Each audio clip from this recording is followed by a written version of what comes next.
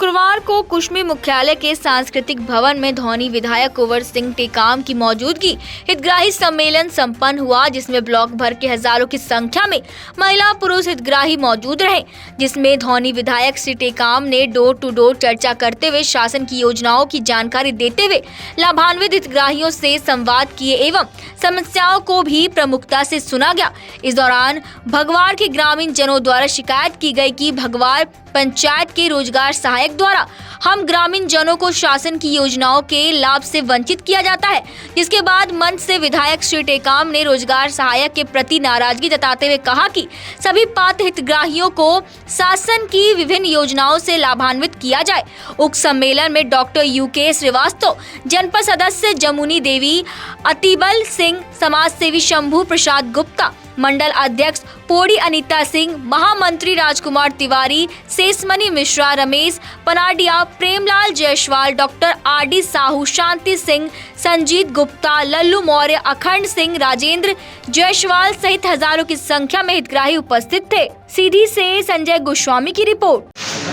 माननीय प्रधानमंत्री जी के 9 साल पूरे होने के हम लोगों ने एक कोशिश किया कि मध्य प्रदेश की सरकार माननीय शिवराज सिंह जी की कल्याणकारी योजना, माननीय प्रधानमंत्री हमारे यशस्वी आदरणीय नरेंद्र मोदी जी के कल्याणकारी योजनाएं कितना ग्राउंड तक पहुंचा है कि अभी भी कितना अभी बाकी है। तो हम लोगों का आप देखे होंगे कि हम उनसे चर्चा कर रहे हैं, न कि हम अपनी योजनाओं केवल बता करके पल्ला झाड़ रहे हैं। तो हमने उनसे भी जानकारी हासिल की। तो ये हम लोगों को पता चला कि बहुत सारी योजनाएं का तो क्रियान्वयन बहुत अच्छे तरह से है, लेकिन कहीं कहीं शिकायत जो है खाद्यान्न में आया है। कुछ लोगों को खाद्यान्न पर्ची अभी भी नहीं मिला है, जिस संबंध में हमने तत्कालीन जो है यहाँ पर अधिकारियों को निर्देशित किया है कि उनको तत्काल उनको लाभ दिलाया जाए और जांच करिए कि इसमें दोषी कौन है। जो दोषी होंगे इसमें रोजगार सहायक के सचिव, तो उनके ऊपर उस तरह से कार्यवाही की जाए। सर, शिविर लगाकर भी क्या उन्हें लाभान्वित करने का आपके द्वारा प्रयास किया जाएगा? कई बार अभी आपको पता है मुख्यमंत्री जन सेवा अभियान इसी का एक पहल, मुख्यमंत्री जन सेवा अभियान, फिर उसके बाद विकास यात्रा, फिर अब जो है हम लोग कई बार कैंप लगा कर रहे हैं।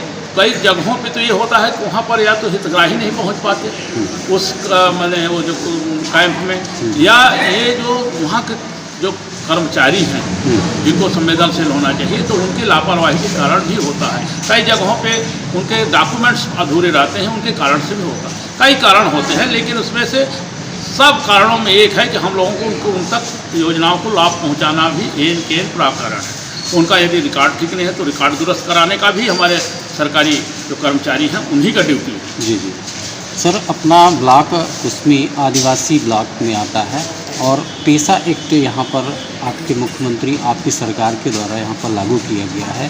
पेशा एक्ट में यहाँ जो ग्राम पंचायतें हैं उन पर क्रियान्वयन का कितना असर है और कितना मतलब एकाध काम ऐसे हैं जो कि पेशा एक्ट के तहत अभी हुए हों? ये सही बात है कि माननीय मुख्यमंत्री जी पेशा एक्ट को 15 नवंबर 2022 को किया। ये बहुत लंबित था, जो कि हम बहुत ज़रूरी भी था। इसलिए तो माननीय मुख्यमंत्री जी को हम बहुत साधुवाद देते हैं कि पेशा एक्ट लागू करके हमारे जनजातीय बंधुओं को सशक्तिकरण करने के लिए और उनको इस जो अधिकार है जल जंगल ज़मीन का उन्होंने देने का काम किया। ये सही बात है कि अभी तक पूरे हमारे जो जनजातीय बंधु हैं जो पेशा एक्ट के तहत जो सभा मैंने ग्राम सभा का अध्यक्ष हैं, जो शांति समिति के अध्यक्ष हैं, या और जितने समितियां हैं, वो अभी पूरी तरह से ना तो अवेयर हो पाई अभी तक। उनको कई बार ट्रेनिंग दिया गया है और ना कभी वो अपने से अग्रेसिव होकर के माने आगे आकर के उन लाभ लेने का प्रयास करें। अभी हम लोगों ने बहुत विशेष कुछ प्रयास करके जैसे तेंदुपत्ता तोड़ाई का हम लोगों ने काम किया। अब ये जितने जैसे इन लोगों को समझदारी होगी, ज्ञान होगा, अवेयरनेस होगा, हम ट्रेनिंग प्रोग्राम चला रहे हैं, जैसे होगा तो उन लोग जब इस पूरी तरह से जब जानकारी हासिल हो जाएगा, उनको प्राप्त हो जाएगा, तो मुझे लगता है पेशा एक्ट का क्रियान्वयन बहुत बेहतर ढंग से होगा। सर, अपना ब्लॉक आदिवासी ब्लॉक है और यहाँ महुआ सबसे ज़्यादा लोग बिनते हैं, महुआ का उत्पाद यहाँ पे होता है, तो उनके लिए इस समय पर उनका रेट भी डाउन हो गया है, महुआ का काफ़ी रेट डाउन हुआ है।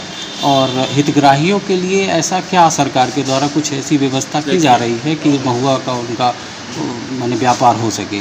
महुआ के लिए हम लोगों ने मध्य प्रदेश की सरकार में ब्रिटेन से टाई अप किया है जी। कि हम जो ये जाली वाला जो महुआ है, जो मतलब ज़मीन में नहीं गिरे, और उसके माध्यम से जो महुआ कलेक्ट होता है, तो वो महुआ को ब्रिटेन के साथ में हमारे यहाँ 200 मीट्रिक टन का अभी एग्रीमेंट हुआ था कि हम वहाँ वो हमारे यहाँ से इंपोर्ट करेंगे, हम लोग एक्सपोर्ट करेंगे। वो 100 रुपया केजी के हिसाब से था, लेकिन बहुत जगहों पे उसका कलेक्शन हुआ, लेकिन बहुत जगहों पे उसका कलेक्शन नहीं होने के कारण महुआ में जो रेट मिलता था, जो मिलना चाहिए, वो उन लोगों को नहीं मिला है। मध्य प्रदेश की सरकार ने जो है लघु वनोपज के तहत 30 रुपया प्रति केजी उसका निर्धारण किया है, और वन समितियों के माध्यम से खरीदने का उन्होंने व्यवस्था भी किया है।